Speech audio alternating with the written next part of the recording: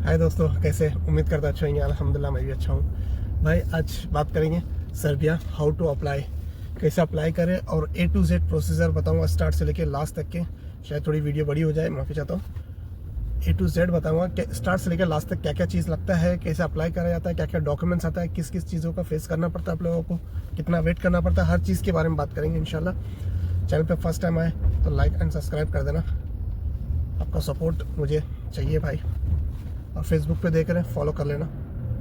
तो भाई स्टार्ट करते हैं। दो ऑप्शन है अप्लाई करने के लिए। जैसे कि खुद से अप्लाई कर सकते हैं, ऑनलाइन में वेबसाइट, बहुत सी वेबसाइट है, खुद से आप अप्लाई कर सकते हैं, बट वो बहुत डिफ़िकल्ट है। बहुत कम चांसेस है। जिसके स्किल्ड होते हैं, अच्छे से अच्छे स्किल्ड होते हैं, वाइट कलर जॉब होते हैं, उनको शायद रिप्लाई आ भी जाए कंपनी से ऑनलाइन में। बट जिसके पास स्किल नहीं है, जिसके पास हुनर नहीं है, तो इट्स नॉट पॉसिबल है रिप्लाई आना। तो हम जो बात करेंगे आज, एजेंट के जरिए से कैसे अप्लाई करना चाहिए, क्या क्या डॉक्यूमेंट चाहिए।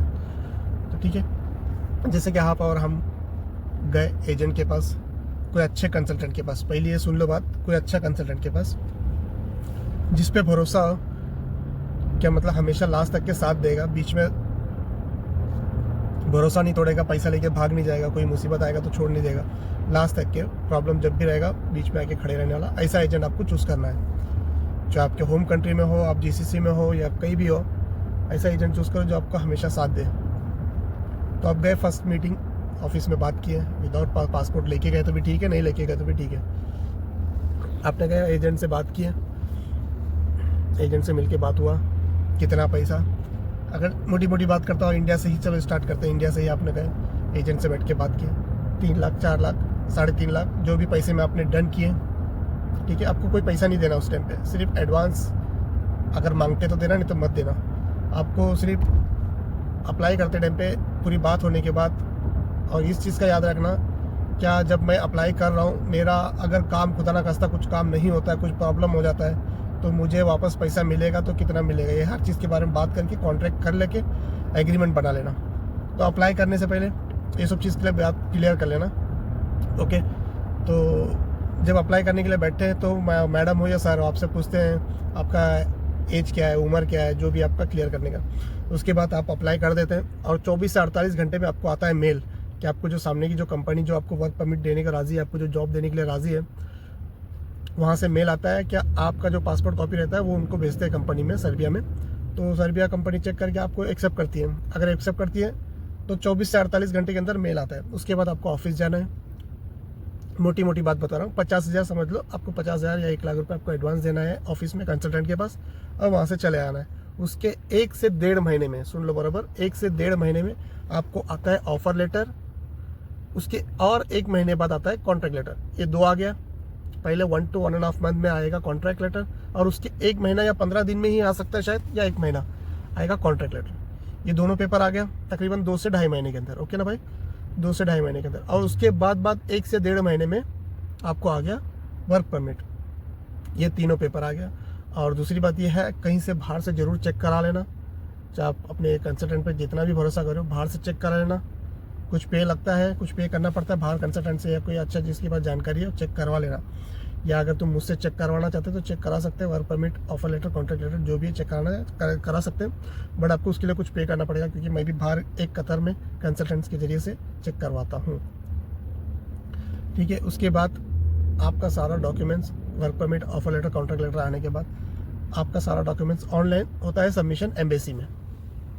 एम्बेसी में ऑनलाइन सबमिशन होता है, वहाँ पर आके इंसान फंस जाता है। Offer letter, contract letter, work permit तक के ठीक था, जब यहाँ पर बात आती है सबमिशन, उस टाइम पे आदमी आके फंस जाता है। और सबमिशन के टाइम पे क्या क्या डॉक्यूमेंट्स चाहिए, हर चीज़ के बारे में वीडियो बनाया हूँ, ठीक है ना। डॉक्यूमेंट्स के रिलेटेड सर्बिया का 2-3 वीडियो बनाया हूँ, 2 वीडियो बनाया, आप लोग देख सकते हैं। तो ये सिर्फ आज मैं अप्लाई करने के बारे में बात करूँगा। आपने सबमिशन किए, जैसे ही सबमिशन सक्सेसफुल हुआ तो आपको एम्बेसी से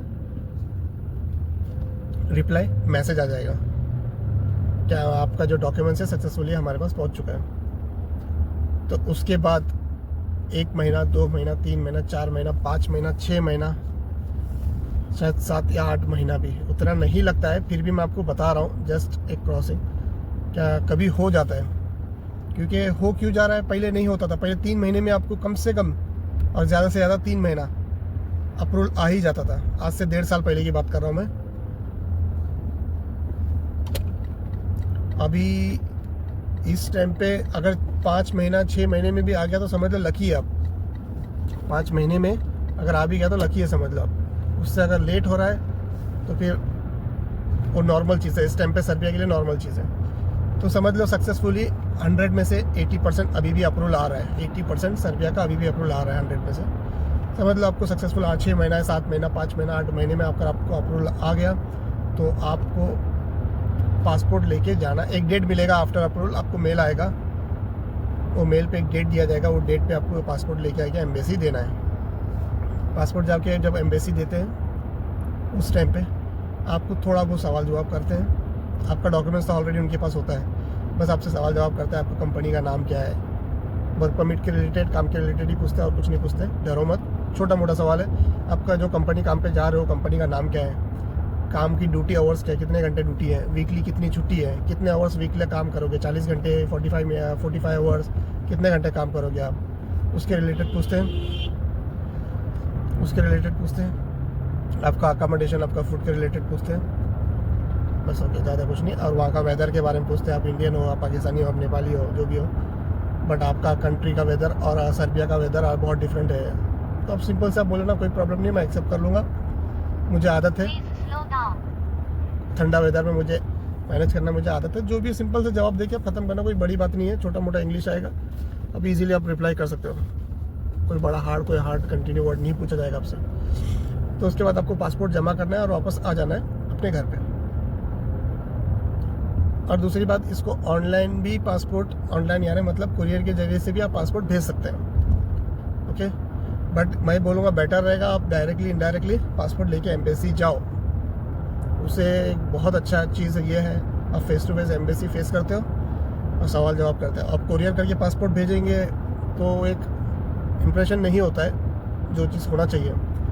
तो आप पासपोर्ट लेके डायरेक्ट एम्बेसी में जाओ, आपको सवाल जवाब के बारे में बता दिया, क्या क्या पूछते हैं, क्या क्या क्लियर करते हैं। उसके बाद पासपोर्ट लेके आप अपने घर पे आ जाओ।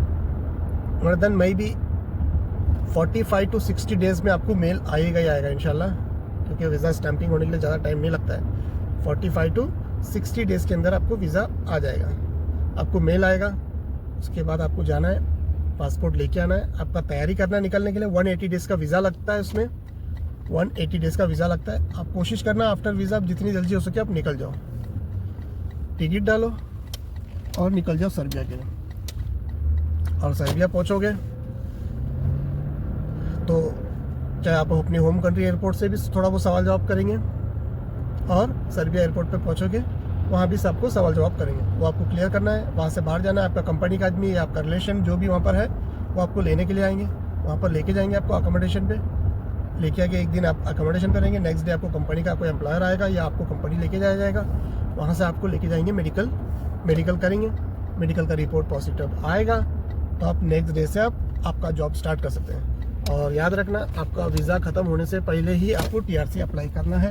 आपको कंपनी का आपको इन्फॉर्म करना पड़ेगा कि आपका TRC ऑलमोस्ट खत्म होने वाला है, पासपोर्ट पर वीज़ा डेट खत्म होने वाला है, तो आपको TRC अप्लाई करना है। तो TRC एक बार अप्लाई हो गया तो फिर टेंशन नहीं है। उम्मीद करता हूँ आप लोगों को ये वीडियो पूरा ही समझ आ गया होगा। कुछ भी डाउट है आप मुझसे पूछ सकते हैं, जो भी डाउट हो। इंशाल्लाह फिर मिलेंगे, जब तक के टेक केयर, बाय, अल्लाह हाफिज़।